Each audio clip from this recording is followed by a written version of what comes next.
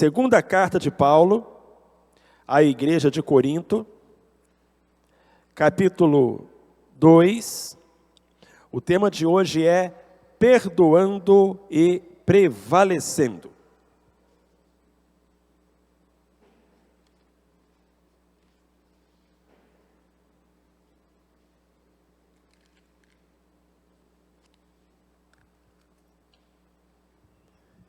Nós vamos esperar todos os irmãos chegarem aí, para que então possamos começar o nosso estudo, versículo por versículo, dessa passagem da Escritura.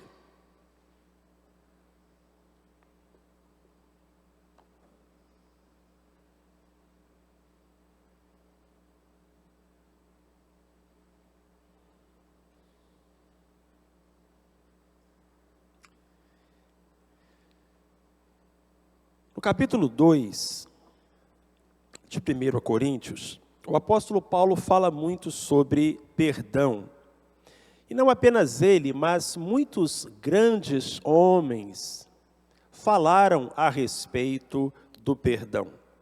Por exemplo, Martin Luther King disse que o perdão não é um ato ocasional, é uma atitude constante. Outro pregador famoso, Billy Graham, afirmou que talvez a mais gloriosa palavra da nossa língua seja perdão.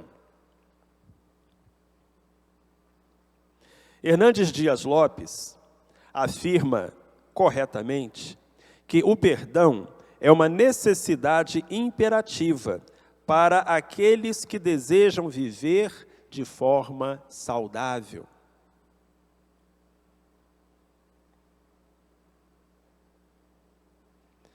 Charles Spurgeon, com o seu humor característico, disse: perdoe e esqueça.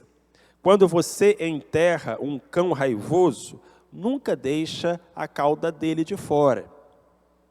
E, finalmente, Agostinho de Hipona deixou-nos a orientação: quando fores orar, começa perdoando. Então, este é um assunto que fez com que alguns dos homens mais sábios e consagrados da história se pronunciassem a respeito. E Paulo vai tocar neste assunto nos versículos que compõem o capítulo 2 da sua segunda carta. Ele começa explicando o motivo da carta. Porque ao invés de fazer uma visita, ele mandou uma carta. Versículos 1 a 4. Por favor, acompanhe. Mas deliberei isto comigo mesmo: não ir mais ter convosco em tristeza. Porque se eu vos entristeço, quem é, pois, o que me alegra, senão aquele que por mim é entristecido? E escrevi isto mesmo, para que, chegando, eu não tenha tristeza da parte dos que deveriam alegrar-me, confiando em vós todos, que a minha alegria é a de todos vós. Porque em muita tribulação e angústia de coração vos escrevi, com muitas lágrimas, não para que vos entristecesseis, mas para que conhecesseis o amor que abundantemente vos tem. Vamos recordar um pouco a semana passada, o contexto da segunda carta de Paulo aos Coríntios. Ele já havia enviado uma carta aos Coríntios, essa carta não foi preservada. Ele mandou uma segunda carta, que é a nossa 1 Coríntios que temos na Bíblia. Depois ele fez uma visita a Corinto. E nessa visita ele foi muito mal recebido. Inclusive, um dos membros da igreja o desrespeitou. E a igreja não o defendeu. Paulo saiu de lá muito triste. E escreveu outra carta, que não ficou preservada também. Ela é conhecida como a Epístola Severa, ou Epístola Dolorosa, porque Paulo dá a entender que foi uma carta na qual ele puxou a orelha dos irmãos.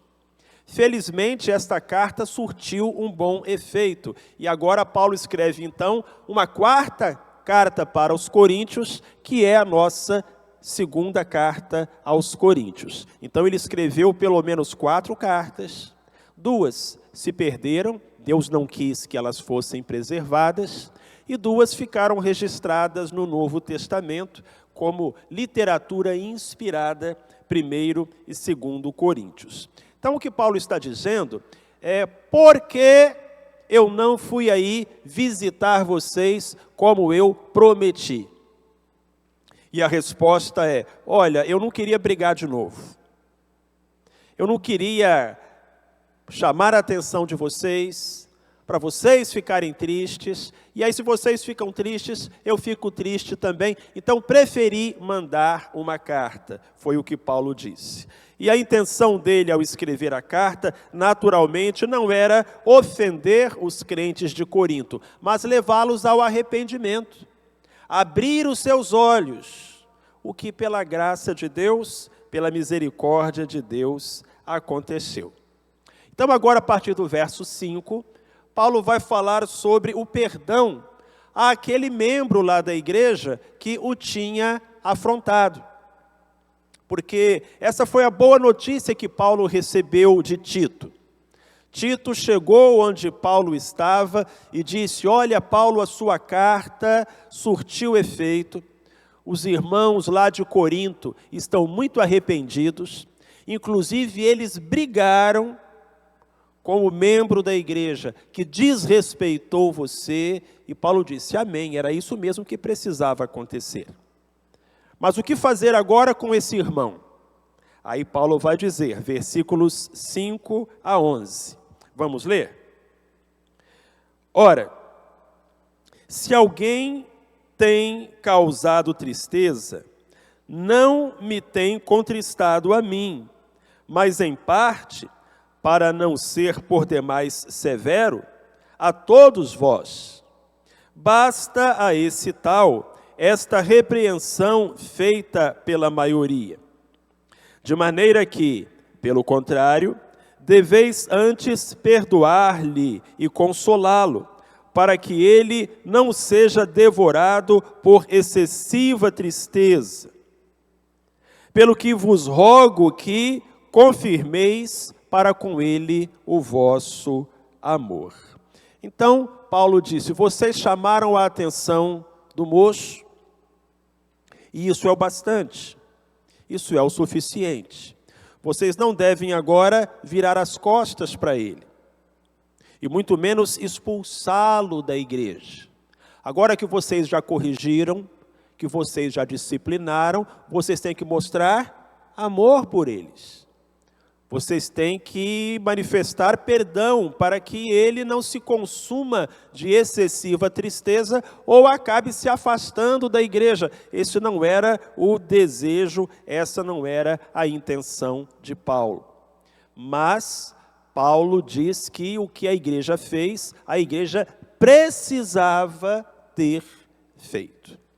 Então, queridos, a gente entende até esse ponto da carta que disciplinar é um ato de amor, inclusive a disciplina da igreja. Quando o irmão faltoso é disciplinado, quando ele é levado ao gabinete pastoral, quando ele é levado à assembleia, até mesmo quando alguma medida corretiva é tomada para com esse irmão, isso não acontece por dureza do coração da igreja, mas pelo contrário, disciplinar é um ato de amor. E a disciplina eclesiástica é bíblica. Paulo está dizendo isso: olha, o que vocês fizeram, vocês tinham que fazer. Não podia ficar aquela situação. O membro da igreja me afrontando, me desrespeitando, e vocês não me defendendo. Aquilo era um absurdo. Então, que bom que os seus olhos se abriram e que vocês repreenderam o irmão, fizeram o que tinham que fazer. Agora, abracem, acolham, perdoem, para que ele seja restaurado à comunhão de todos. E Paulo vai explicar por que a igreja tem que fazer isso. versículo 9. É, pois, para isso também que escrevi essa cartinha, para por esta prova saber se sois obedientes em tudo.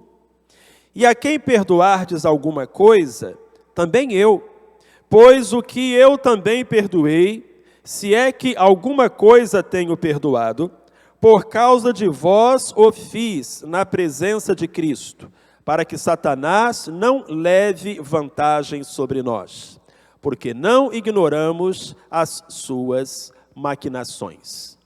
Perdoem esse moço, diz Paulo, porque eu já perdoei. E nós devemos perdoar, porque se nós não perdoarmos, olha o que Paulo diz no versículo 10. Satanás vai levar vantagem sobre nós. Irmãos, isso é assustador. Imagina você subindo no ringue com o diabo, subindo no octógono com Satanás. E ali estão você e o diabo. E vocês vão lutar. Só que tem um detalhe, o diabo leva vantagem sobre você. A cena é bonita? De forma alguma. Não dá nem vontade de subir no ringue, de entrar no octógono.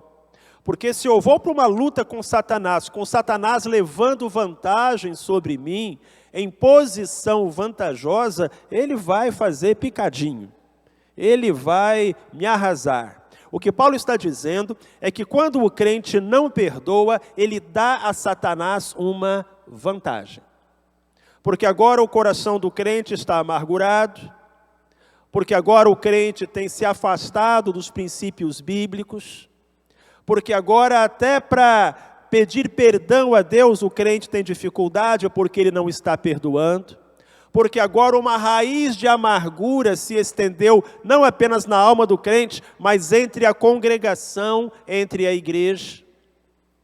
Isso infelizmente tem dividido igrejas. Igrejas onde um irmão não conversa com outro irmão. Igrejas onde há crentes que não se falam. Isso infelizmente tem dividido famílias. Filho que não fala com pai, irmão que não fala com irmão. Ora, meus queridos, quem está levando vantagem numa situação dessas? É o Satanás. Só a ele interessa que a gente guarde rancor, ódio, mágoa, ressentimento. Claro, perdoar não é fácil. Eu imagino que para Paulo, que tanto chorou, tanto sofreu, não tenha sido fácil perdoar esse moço, mas ele diz, eu já fiz isso. Perdoem porque eu já perdoei. O diabo não vai levar vantagem sobre mim, e eu não quero que leve vantagem sobre vocês. De um modo, meu querido, minha querida, que eu preciso falar ao seu coração com muita seriedade neste momento. Quem é que você está precisando perdoar? Quem é que você ainda não perdoou? Perdoar não é fácil. Só tem uma coisa mais difícil do que perdoar. É não perdoar. Porque quando você não perdoa, o diabo leva vantagem sobre você, e aí a sua vida começa a dar para trás, e você começa a sofrer e a experimentar derrotas na sua jornada espiritual. É necessário, portanto, que perdoemos. Alguém já disse que perdoar é abrir a cela da cadeia e descobrir que o prisioneiro éramos nós. Quando a gente perdoa, a primeira pessoa abençoada não é a pessoa perdoada, mas aquela que perdoou.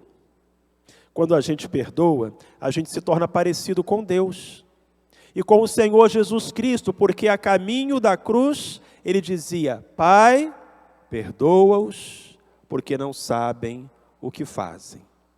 Daí a extrema importância do perdão. David Seamands, que é um autor sobre cura interior, do qual eu gosto bastante, diz que cura interior se resume em uma palavra: perdão. Aquele homem, depois de ter passado muitos e muitos anos atendendo muitas e muitas pessoas, chegou a essa conclusão, que a cura da alma, dos sentimentos, do coração, se resume a uma palavra: perdão. Então, lógico, o diabo não quer que você perdoe. O diabo não quer perder qualquer vantagem que ele possa ter sobre você, contra você. Há pessoas aqui hoje à noite que têm que perdoar os seus pais. Pastor, meu pai já morreu. E você não perdoou ainda. Guarda aquele ressentimento. Poxa, uma vez o meu pai me bateu, ou meu pai gostava mais do meu irmão. Está certo isso? Não, não está. Mas perdoe, ele era humano. Há pessoas aqui que estão precisando perdoar um irmão em Cristo. Estão precisando perdoar um pastor, um líder do povo de Deus. Há pessoas aqui que estão precisando perdoar um colega de trabalho, um funcionário, um chefe, um vizinho. Perdoar nunca é fácil, mas não perdoar é ainda pior. Quando a gente não perdoa, Satanás leva vantagem sobre nós. E isso é um prejuízo para a igreja, isso é um prejuízo para a família, isso é um prejuízo para você. Então agora talvez o Espírito Santo esteja tocando o seu coração e dizendo: olha, tem aquele assunto, tem aquela questão, tem aquele nome. E você diz: eu já deixei para lá. Mas não é totalmente verdade. Você precisa perdoar. Às vezes, você tem que perdoar e continuar perdoando. Uma vez eu conversei com um irmão que tinha sido traído pela esposa. E ele me perguntou: pastor, como é que eu vou conseguir perdoar? E ele disse: você vai ter que perdoar ela hoje. Aí amanhã, quando você acordar, você vai sentir muita raiva e vai ter que perdoar ela outra vez. E você vai ter que fazer isso dia após dia. Até que um dia você vai acordar e descobrir que não precisa perdoar mais. Porque aquilo já foi embora da sua mente e do seu coração. Aleluia, ele fez isso. E aquele casamento foi restaurado e a família está bem, é uma bênção. Às vezes acontece isso. Você perdoa, aí no outro dia a carne se assanha dentro de você e você tem que lembrar a você mesmo: mas eu perdoei. Perdoar é rasgar o cheque, é rasgar a nota promissória, é dizer: não há mais dívida. E só quando fazemos isso é que somos livres e sãos. Aí Paulo agora vai abrir um pouquinho do seu coração e confessar aos crentes de Corinto a sua ansiedade. Versículos 12 e 13. Olha só.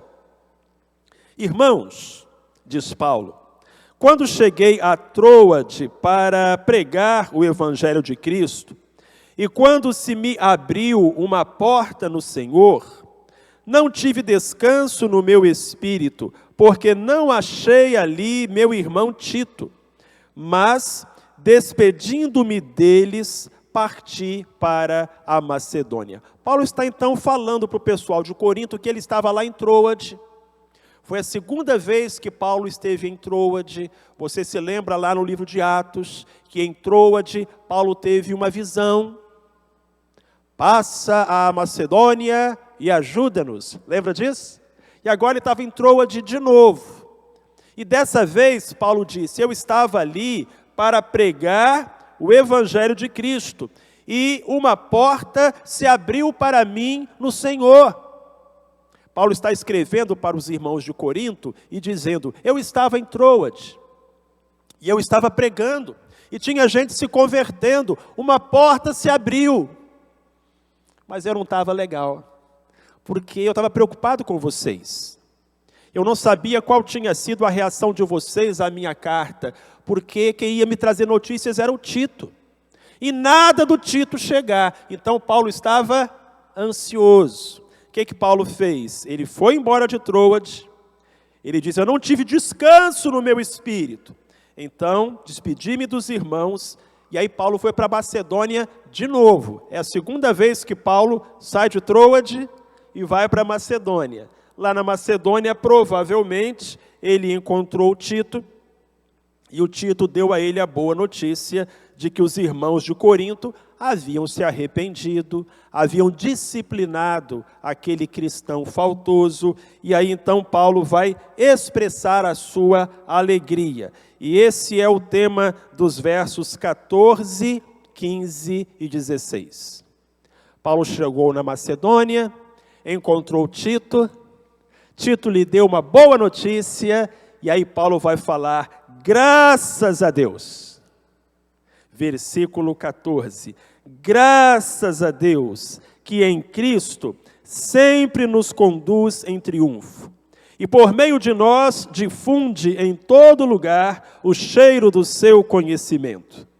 Porque para Deus somos um aroma de Cristo, nos que se salvam e nos que se perdem. Para uns, na verdade, cheiro de morte, para a morte. Mas para outros, cheiro de vida para a vida. Gosto muito dessa frase. Graças, porém, a Deus, que em Cristo sempre nos conduz em triunfo. Vamos falar juntos? Graças, porém, a Deus, que em Cristo sempre nos conduz em triunfo. Você crê nisso, irmão? Esse conduzir em triunfo, provavelmente, é uma referência de Paulo à entrada dos generais vitoriosos na cidade de Roma. Os irmãos sabem que Roma era uma cidade guerreira. Mandava exércitos para todas as partes do mundo. E aqueles exércitos conquistavam. E depois de serem vitoriosos no campo de batalha, os exércitos voltavam para Roma, trazendo os despojos, as riquezas, trazendo os inimigos acorrentados. Então havia uma entrada triunfal, a cidade se preparava toda.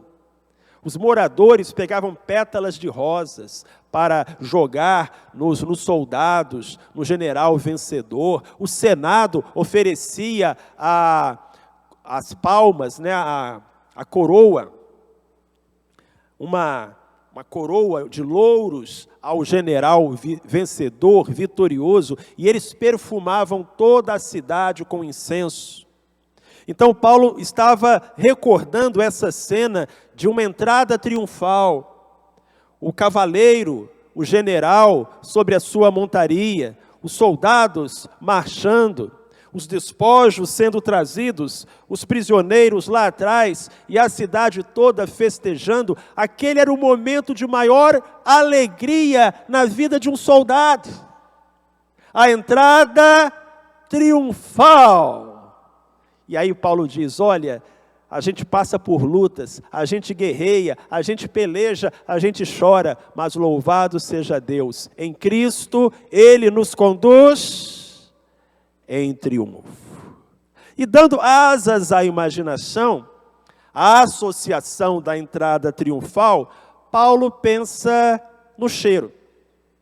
Porque, como eu disse, as mulheres de Roma atiravam pétalas de rosas sobre os soldados que estavam entrando, e as pessoas de Roma acendiam incenso, perfumavam a cidade, era um odor bem característico.